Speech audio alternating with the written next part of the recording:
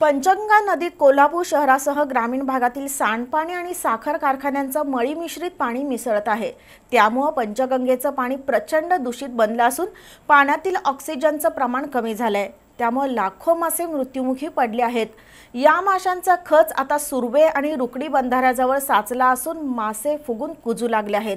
त्यामुळे प्रचंड दुर्गंधी सुटली असून नदीकाठच्या नागरिकांच्या आरोग्याचा प्रश्न निर्माण झालाय।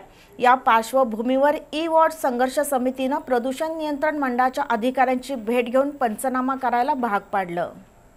कोल्हापूरची जीवनदायी असलेल्या पंचगंगेचं प्रदूषण हा विषय आता अति गंभीर बनत चाललाय। कोल्हापूर शहर आणि आजूबाजूच्या ग्रामीण भागातील ड्रेनेजयुक्त सांडपाणी थेट पंचगंगेत मिसळतंय। शिवाय अनेक कारखान्यातील रसायन नदीत सोडली जातात। त्यामुळे पंचगंगा नदीची गटार गंगा बनली आहे। पाण्यातील ऑक्सिजनचं प्रमाण कमी झाल्यामुळे मासे आणि जलचरांचा मृत्यू होतोय। गेल्या 5 दिवसांपासून कसबा बावडा शिळे पुलापासून ते शिरोली नदीपात्रातील हजारो माशांचा मृत्यू झालाय। मेलेले मासे पाण्यावर तरंगत असून पाण्याच्या प्रवाहाबरोबर मेलेले मासे बंधाऱ्याजवळ साचू लागलेत।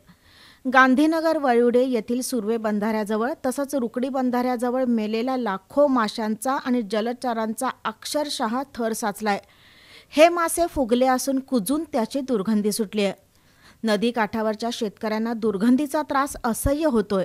नदीकाठच्या अनेक गावांना पिण्यासाठी पंचगंगा नदीच्या पाण्याचाच वापर करावा लागतो, पण दुर्गंधीयुक्त तसंच मेलेले मासे नदीतून बाहेर काढले नसल्यामुळे पाणी खराब झालं असून रोगराई पसरण्याची भीती व्यक्त होत आहे।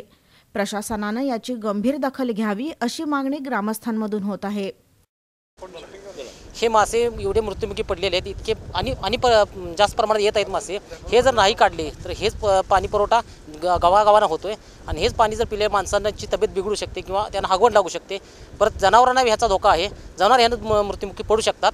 ह्याचा उपाययोजना झाली पाहिजे लवकर लवकर। पाणी दूषित झाल्यामुळे खूप माशांचे जीव गेले आहेत, तरी प्रशासनाने याची दखल घेण्यात हवी, परंतु प्रशासन याच्याकडे लक्ष देत नाही। ही एक आपल्याला निंदनीय गोष्ट आहे।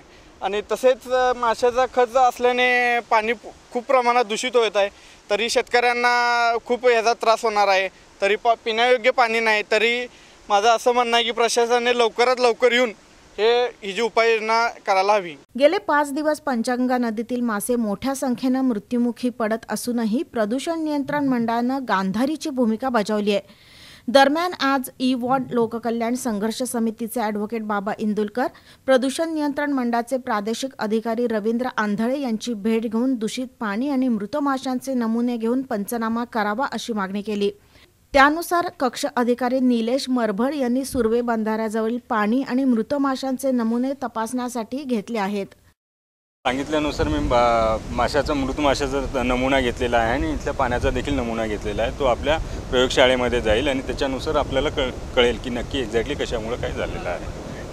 मेलेल्या माशांमुळे प्रदूषणाची तीव्रता वाढली आहे, पण प्रशासनाला त्याचं सोयर सुतक नाही।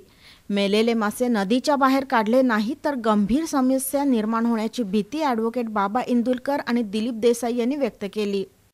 मुळात विषय असा आहे की आम्ही गेले अनेक महिने म्हणतोय की कोल्हापूर शहराच्या लगतच्या सर्व खेडेगावातनं सांडपाणी या नदीमध्ये, ज्याला आपण जीवनदायी म्हणतो पंचगंगा, त्यामध्ये मिसळतं आहे आणि या पंचगंगेच्या पाण्याचं 100% प्रदूषण झालं आहे। त्याची प्रचिती आज आपल्याला लाखो मासे पाठीमागे मेल्याचं दिसत आहे। वेळीचं प्रशासनानं जागं व्हायला पाहिजे होतं।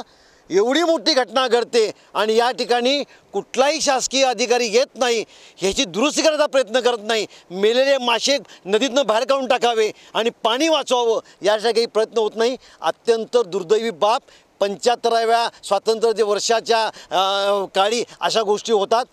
यांचं शासनाची कृती आणि प्रशासनाची कृती निंदनीय आहे आणि आम्ही त्याचा निषेध करतो। ही कोल्हापूरची जीवनदायी पंचगंगा नदी, आज जर हा पाठीमागचा प्रकार बघितला तर लाखो मासे हे प्रत्येक बंधाऱ्यावर आहेत आणि हे मासे आता कुजा लागले, त्याचा वास मारतोय आणि हे मासे पुन्हा हिची रोगराईपासून याच पाण्यावर अनेक जनावरं अवलंबून आहेत, शेती अवलंबून आहे आणि लोकही अवलंबून आहेत। जे लोक हे पाणी पितील त्यांना हागवण, गॅस्ट्रो असे विविध आजार होणार आहेत। हे आजार होऊ नयेत यासाठी प्रशासनानं हे मासे काढणं आवश्यक होतं। कुठलाही जिल्हाधिकारी असो, प्रशासनाचा कोणताही प्रमुख नेता किंवा हे यांनी इथं येऊन प्रत्यक्ष स्थळी पाहणी करणं आवश्यक आहे आणि हे मासे पहिले या नदीतनं काढले पाहिजेत. पंचगंगा नदीतील मासे मृत्युमुखी पडल्यानं मच्छीमारांचा व्यवसाय काही काळासाठी थांबलाय. दूषित पाण्यामुळे पंचगंगा नदीतील मासे वारंवार मृत्युमुखी पडत असूनही पालकमंत्री सतेज पाटील तसंच आमदार ऋतुराज पाटील यांनी या समस्येकडे ढुंकूनही पाहिलं नाही. त्यामुळेही नागरिकांमधून नाराजी व्यक्त होत आहे.